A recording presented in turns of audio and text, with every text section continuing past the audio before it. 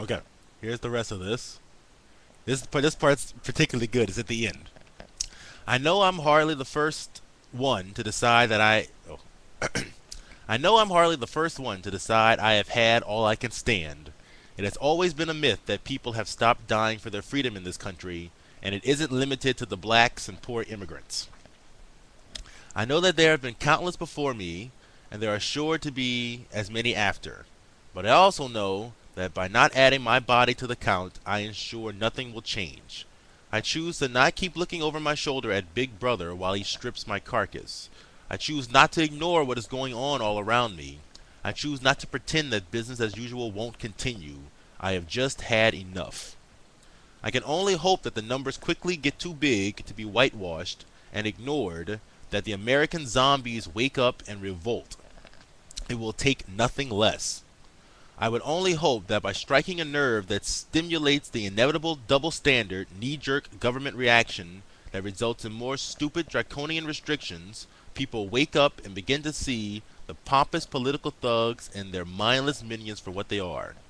Sadly, though I spent my entire life trying to believe it wasn't so, but violence not only is the answer, it is the only answer. The cruel joke is that the really big chunks of shit at the top The cruel joke is that the really big chunks of shit at the top have known this all along and have been laughing at and using this awareness against fools like me all along. I saw it written once that the definition of insanity is repeating the same process over and over and expecting the outcome to suddenly be different. I'm finally ready to stop this insanity. Well, Mr. Big Brother IRS man, let's try something different. Take my pound of flesh and sleep well. The communist creed, from each according to his ability, to each according to his need. The capitalist creed, from each according to his gullibility, to each according to his greed. Joe Stack, 1956 to 2010. So, as you can see, this is a very well written letter. And he came to the conclusion that violence was the only solution to deal with his problems, and so he got in a plane and he ran into the IRS building. So I was wondering how you all felt about that, because on this channel years ago we had a conversation about environmental when the Earth Liberation Front burned down some houses, and we had a conversation on the use of violence as a political tactic. So I was curious how you all felt about this guy. Um, um, I was actually, I had the impression this guy was just some sort of tax party, nut job, and now I'm seeing this guy makes a whole lot of sense. so, so wondering, but at the very least, I know they didn't read the suicide note on TV, so I want to at least try to get other people to read it as well and come up with their own opinion on it. Um, uh, you could easily make a case. I can see lots of other people being in this situation and being desperate enough to do the same thing, and I can see a lot of other people who are close to that situation and doing the same thing. Most Americans in this country are like a paycheck away from being homeless anyway. I'm sure I am, but at least one or two paychecks. My parents were to lose their pension, which the government's bankrupt at this point. My parents are set to retire this year. If they lose their all their benefits, their entitlements, like they'll throw planes. They'll jump on a plane too. Okay. I can think a lot of middle class Americans who, well, they probably won't, but I can think of a number. My parents won't, definitely won't, but I can think of a number of people who probably would.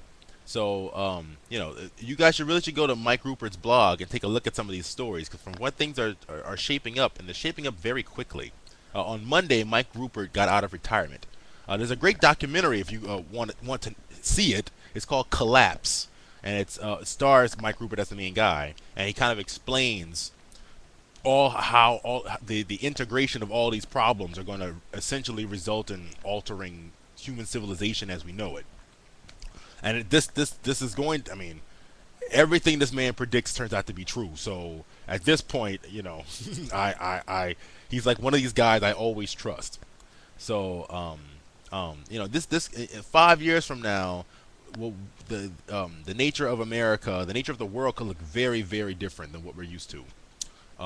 Particularly if we, you know, one big thing is this thing called peak oil. About when is that going to happen? When will it be the amount of oil put out of the ground will not equal the demand for oil. If that has already happened, then the price of oil, the amount of oil is going to continually shrink every year, but the demand is still growing. So that has to stable off and then start to drop. So the price of oil is going to just go up and up and up. So a lot of people are predicting this year is going to be the year that suddenly all this inflation breaks out.